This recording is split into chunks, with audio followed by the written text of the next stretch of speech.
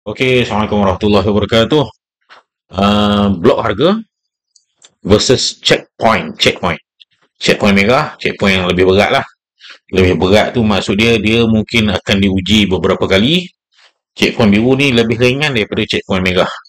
Okey, kefahaman dia senang lah.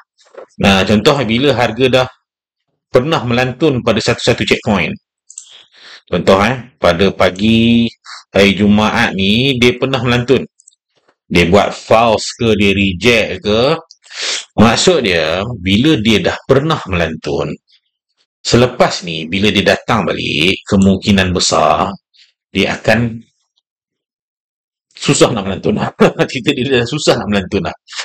Dia dah susah melantun dah. Dia akan mencari checkpoint yang berikutnya.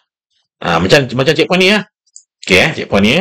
Tengok checkpoint ni dah buat lantunan Dah buat lantunan, dia dah sampai ke checkpoint yang berikutnya, yang tadi dia tak ini melantun tu, ini. Waktu tak ini melantun tu, dia nak pergi mana? Selepas checkpoint ni, dia nak cari checkpoint yang kuat lah. Checkpoint yang kuat. Checkpoint yang kuat tak sampai. Jadi checkpoint yang dia dah pernah tembus ni, dia tembus semula. Cubaan lagi sekali. Sebab tu tak ada FOMO si FCPO ni. Peluang datang banyak kali. Peluang datang banyak kali. Hambat relax sudah. Kalau terlepas, tunggu dia datang balik. Sebab kalau hang FOMO, takut hang entry sale kat mana? Boom! Entry sale kat ni. Entry sale kat ni hasil dah. Jenuh bertahan pullback. Biasanya kita tak mampu lah bertahan pullback. Tambah kalau kita cap rendah dia cuba masuk balik kat checkpoint biru false. Yang ni petanda terakhir lah. Petanda terakhir untuk hari ni lah. Untuk hari ni. Petanda terakhir, kemudian dia masuk balik, dia cuba melantun balik ni. Sama sama level. Cuba melantun balik, tak sampai. Jadi apa yang dia buat? Biasanya dia akan tembus lah checkpoint ni. Dia akan carilah checkpoint baru. Kalau ikut blok harga ni, dia ada proses dia lah. Bila dia dah tembus satu-satu blok harga, bila dia telah menembusi satu-satu blok harga, jadi dia ada proses lah. Proses menghalau. Proses menghalau. Dah tembus. Ni zone buy. Ni zone buy. Zone buy tempat-tempat melantun juga. Tempat melantun, dia pun melantun. Dia masuk balik dalam zone sell. Buat waktu breakout ni, kita tak panggil dia zone sell lagi. Dia kena akses ke zone buy. Dia patah balik atas baru kira zone sell. Sebab dia ada potensi untuk berlaku fast breakout. Macam yang ni. Fast breakout kan harga boleh bawa ke atas balik. Cuba masuk ke blok atas balik. Jadi dia pun buat isyarat biasa dia tu lah. Di dalam zone sell, kebiasaannya akan ada minat jualan lah. Minat jualan, dan apa yang kita nak tengok? Minat belian. Lebih rendah ataupun lebih panjang daripada minat jualan ni. Kalau lebih rendah, harga sambung turun. Tadi dia dah melantun tahun ni bila dia dah pernah melantun, kali sekali lagi datang tak melantun dah lah. Tak melantun dah lah. Cek tembus lagi Cek tembus. Tembus tak semestinya dia akan tembus macam ni Dia adalah proses dia punya fast breakout. Kan kita FCPO volatility tinggi. Volatile kan. Jadi cara kita nak detect, entry, sebab entry yang sedap-sedap mesti dekat dengan line merah dekat dengan line merah. Ni pun dekat dengan line merah. Entry sell maksud dia mengandaikan harga yang dah turun daripada atas ni turun lagi. Kira ambitious ambitious. Cara kita nak membuat setup buy, kita kena mengukur lah minat jualan. Minat belian ada, minat jualan sama side. Minat belian ada, minat jualan lebih rendah. Minat belian ada, rendah juga. Minat jualan tapi tak buat lebih rendah. Dapat panggil buyer untuk akses ke keseluruhan blok. Ini pun sama lah keadaan dia pergi dulu dekat zone sell.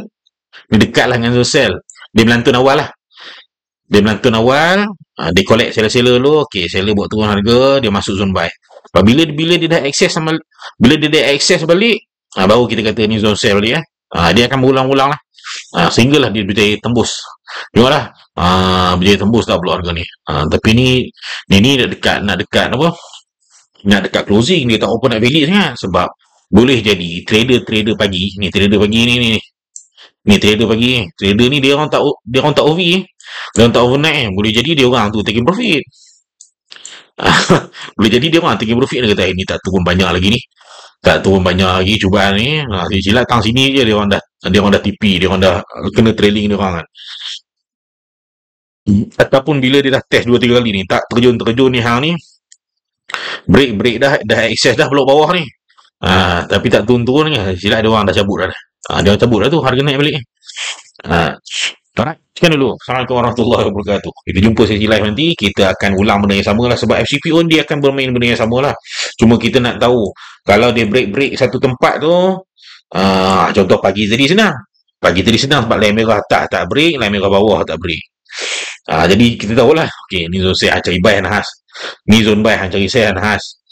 Cari sell Nahas sikit lah. Jenuh tunggulah kalau hang masuk sell, walaupun hang kata oi power breakout dah ni. Blok apa dah apa orang panggil? Dah reject dah ni kan, tak nak naik kan. Jenuh lah. Ini pun kita kata area floating ni. Ini pun kita kata area floating, tapi itulah area floating lah. Medium risk. Medium risk lah kita nak entry. Kalau contoh-contoh ini, high risk lah hang nak entry sell. Sebab risiko hang, pum kat atas. Hang bukan sure dia dapat break ke tak kan. Kalau tak break jadi macam ni tak apalah, patah balik tempat hang masuk. Kalau break atas. Jadi kita tahulah, kita ni cap kecil, kita nak beli kat mana. Cap kecil nak beli kat mana. Contoh kita cap kecil, kita kena beli kat sini je. Tapi in case harga tak berjaya masuk, macam ni lah. Apa yang kemampuan kita tu lah. Sebab tu kita dah sediakan pattern nombor 5 dengan nombor 6 setup yang dibuat dekat tengah-tengah ni. Cuma maklumlah setup yang dibuat tengah-tengah ni dia ni sikit. dia tak apa nak mesra sikit. Selalu kena SL ni kalau buat setup ni senang kena SL. Melainkan kita memang sanggup ambil risiko line merah sebagai SL. Cuma kita pun tahulah dia dekat dengan zone sell. Dekat zone sell, tu ada sell lah. Walaupun dia kategori dalam medium risk zone untuk sell. Dia medium risk zone untuk sell, medium risk zone untuk buy. Tengok korang bayangkan korang buy dekat area kawasan ni bolehlah nampak profit sikit. Pap. Patah beli. Pap. Baru bagi harapan kan. Rupa-rupanya korang entry dekat dalam area floating. Baik bos. Assalamualaikum warahmatullahi wabarakatuh. Kita jumpa sesi next live nanti. Dia akan bermain dengan benda-benda yang sama je. Cuma kita lah kemahiran untuk menghitung, mengira. Tak adalah kira teruk-teruk sangat. Kita kira cara simple-simple je. Best. Assalamualaikum.